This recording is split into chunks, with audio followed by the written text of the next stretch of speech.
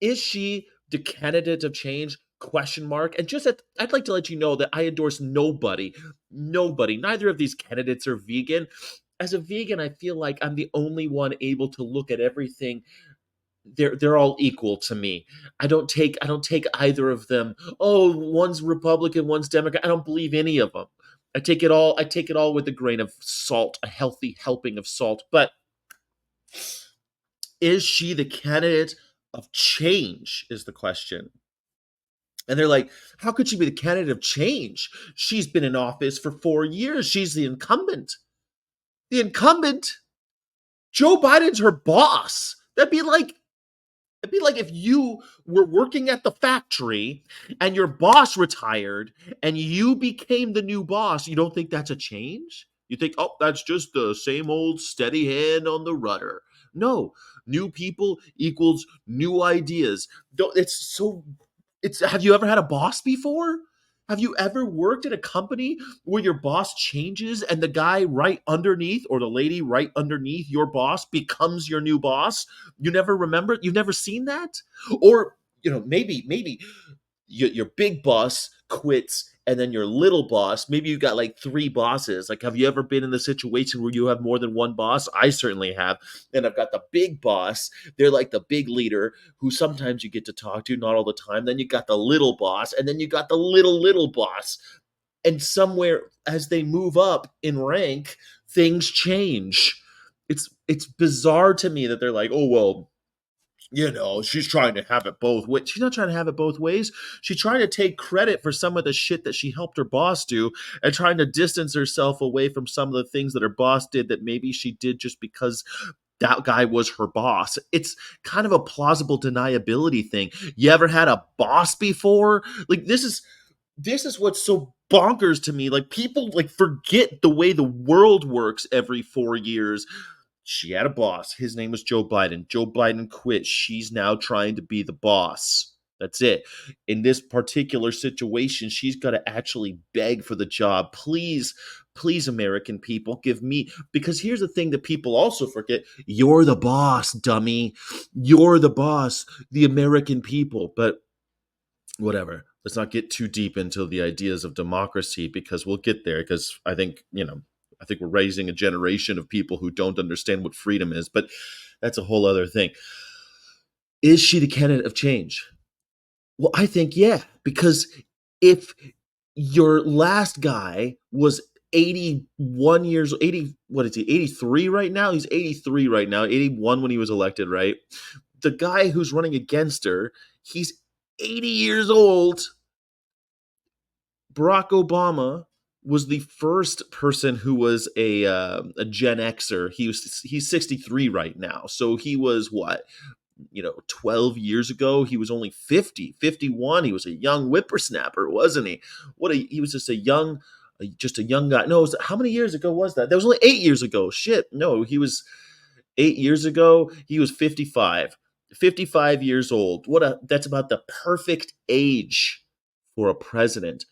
And whether or not you like Barack Obama, he's a very popular person.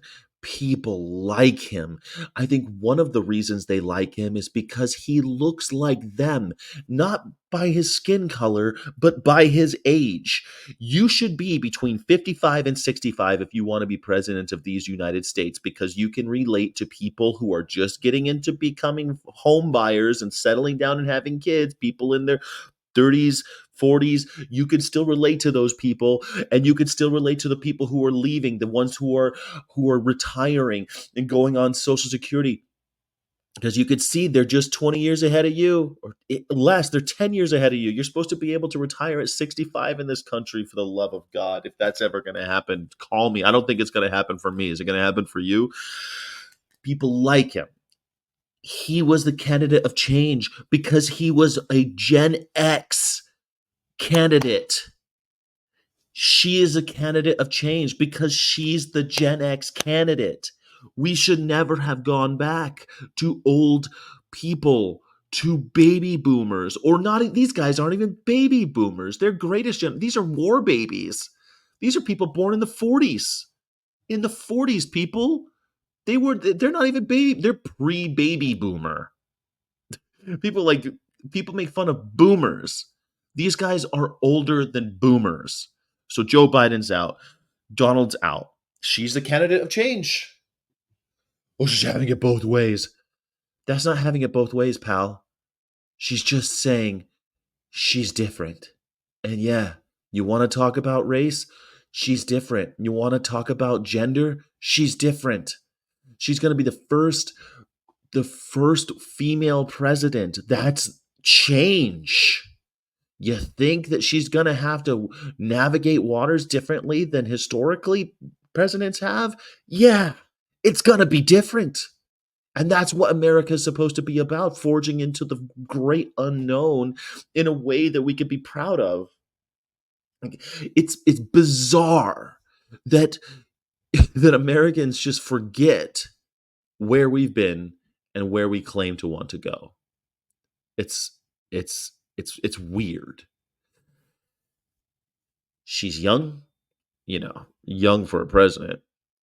She's not even that young. She's only 3 years younger than Barack Obama, but she's 20 years younger than Homeboy. Okay, than the Orange Menace.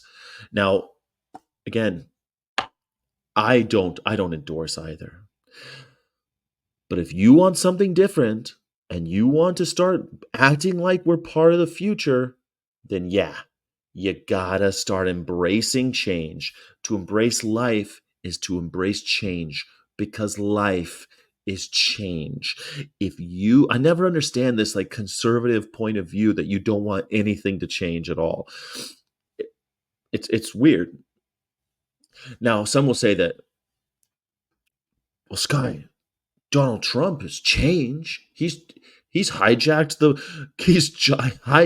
GOP. Yes, he does represent a lot of change for the GOP, for Republicans, for that party. That party does not resemble the party that I grew up with. The Republicans that I remember growing up, from George W. Bush to now, it's an entirely different, from Reagan till now. Like when I was a kid, Reagan was president. When I was born, Carter was president. Like, but for Republicans, yeah, it's a totally different ball game, man. I watched the RNC. Did you? They didn't talk about policy. They talked about hating the other guys. They talked about neither team is talking much about policy at their conventions. I'm so sick of that. Like, oh well, they didn't talk about policy. That's not the time to talk about policy. They introduce their their platform and they all sign off on it and they say thank you, you're now our running person. Start running because we got to try to win this thing.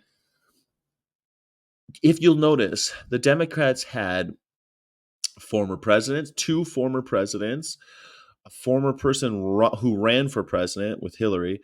You had all sorts of Congress people that were sometimes not on the same page as our person running. The candidate over there, not ours. I got nobody in this race. I got nobody in this race, but they do.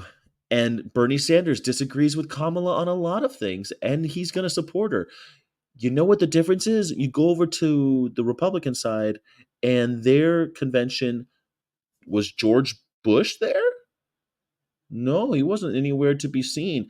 Was anybody from the old school there? No. No, they hate your candidate. They hate our guy running for Republican president right now because he doesn't resemble anything that the Republicans stand for. All of the real true blue dyed in the wool red, I shouldn't say wool, but dyed in the red, all those guys, they want nothing to do with this. So you're right. You're right. There is a candidate of change for Republicans. He's completely hijacked that party, and now that party represents something entirely different than it used to. Change is good. Maybe that's nice. Maybe sometimes there's like a little glimmer of hope coming from the Republicans. I think, man, maybe if they can get their shit together after this disgusting storm of hate that I've heard for the last 8 years from the Republicans, if they can get through that and start talking about policy, which is what a lot of these people Grant, like Lindsey Graham and them, they're starting to talk about, hey, maybe we should start talking about policy again, everybody. Maybe this cult of personality thing's not a good idea. If they start doing that and start trying to say, hey, rich people and poor people, they're the same, and we need to there's something there that they might actually make hay from, but not this time. It's too late, man. We've got like what, 70 days until we have to vote. The most of the ballots are already going out. They're already in the mail, man. They're already coming. So even Bill Clinton is younger than Trump, says the real thing. Yeah, even Bill Clinton is younger than Trump. Is Trump the candidate of change? I think Trump is the candidate of change for the Republicans. Trump is the major shakeup that Republicans needed to change their party. I think it's an ugly party right now, but who knows? It could be beautiful someday. It could be a great party someday. It might be someday soon. Don't forget that Republicans and Democrats have switched sides. They pulled the old switcheroo before. We could be coming towards that, or one of these parties might actually emerge as the party of the people. That would be nice. A party of the people would be a breath of fresh air. I would love that. Right now, we have two pro business parties who have slightly different ideas about how they should treat the people when they're in power. Neither, as far as I'm concerned, are the party of the people. Kamala Harris happens to look like America.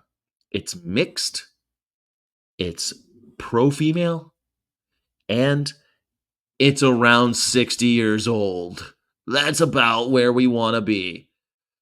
Big ideas from the 60-year-olds. Can't believe I'm saying that someone 60 years old is the youngin', but that's the way it is. Also, she's got one of the most popular presidents and politicians in living history in her corner, and he's 3 years older than she is. He happens to be the same shade of brown she is. He happens to be also mixed race like she is. This is exactly why they're calling her the candidate for change, because he was the candidate for change and she's just more of that, which is what most Americans want. Most Americans want a future. They don't care about the past. I don't remember the 50s. You can cry all day into your unpasteurized milk about how great the 50s were when everyone knew their place. But you know what? This ain't the 50s, man. And I'm not going back. And neither is anybody else. We're not going back. So there we go. Please embrace life, embrace change.